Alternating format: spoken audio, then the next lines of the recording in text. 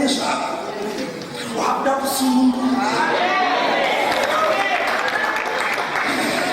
Havaite vanhu havatauri nezvisati zvakuda kusunungura.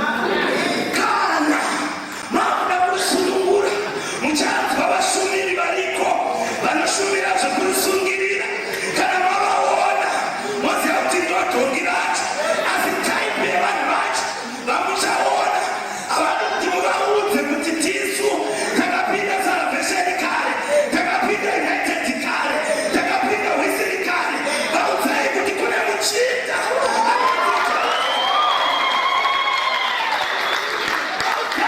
kuna Jesu ndovatituma.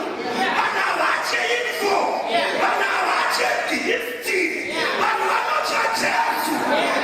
Vanotya kana vakubvunzai kuti munoridii, itii Jesu vanorida. Saka dhongi rinonotorwa, raida kunotorwa. Ndinofara nekuti Jesu vaprofita kare, madhimoni ari mberi.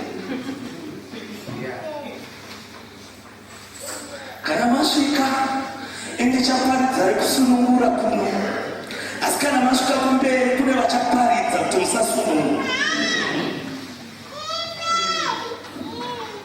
Ndichinopedza kushumira soo kuti tichienda pagedha, vamwe vari patobvunza usaka anga achida kuti ikupa